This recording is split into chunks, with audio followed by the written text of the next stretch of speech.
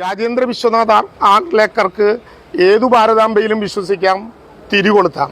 പക്ഷേ ഇന്ത്യയുടെ ഗവർണറായിരിക്കുന്ന, കേരളത്തിൻ്റെ ഗവർണറായിരിക്കുന്ന ആർലേക്കർക്ക് ഇന്ത്യയുടെ ഭരണഘടനയും ഇന്ത്യയുടെ വ്യവസ്ഥാപിതമായിട്ടുള്ള ചിന്തകളും മാത്രമേ ഉയർത്തിപ്പിടിക്കാൻ പറ്റൂ. അതിലാണ് ഞങ്ങളുടെ അഭിപ്രായ വ്യത്യാസം. അതുകൊണ്ട് കേരളത്തിലെ മന്ത്രിമാരുടെ രാഷ്ട്രീയ മാനസികാവസ്ഥയെക്കുറിച്ച് അന്വേഷിച്ച് എവിടെയും പോകണ്ട. അത് ഇന്ത്യയുടെ ഭരണഘടനയുടെ മാനസികാവസ്ഥയാണ്, ഇന്ത്യൻ ജനകോടികളുടെ മാനസികാവസ്ഥയാണ്.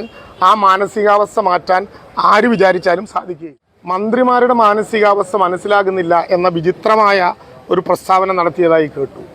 മന്ത്രിമാരുടെ മാനസികാവസ്ഥ മനസ്സിലാകാൻ എവിടെയും ട്യൂഷന് പോകേണ്ട കാര്യമില്ല കേരളത്തിലെ ഗവർണർക്ക്.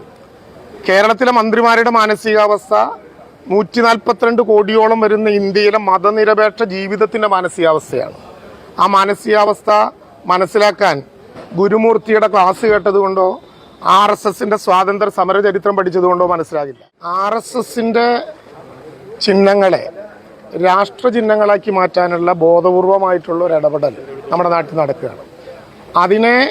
അതിൻ്റെ രാഷ്ട്രീയ പരീക്ഷണശാലയായി രാജ്ഭവൻ മാറാൻ പാടില്ല. RSS ഇന്ത്യയുടെ സ്വാതന്ത്ര്യം ലഭ്യമാകുന്ന ഘട്ടത്തിൽ കൊടിയായി മാറേണ്ടത് കാവിക്കൊടിയാണ് എന്ന് പ്രഖ്യാപിച്ചിരുന്നു.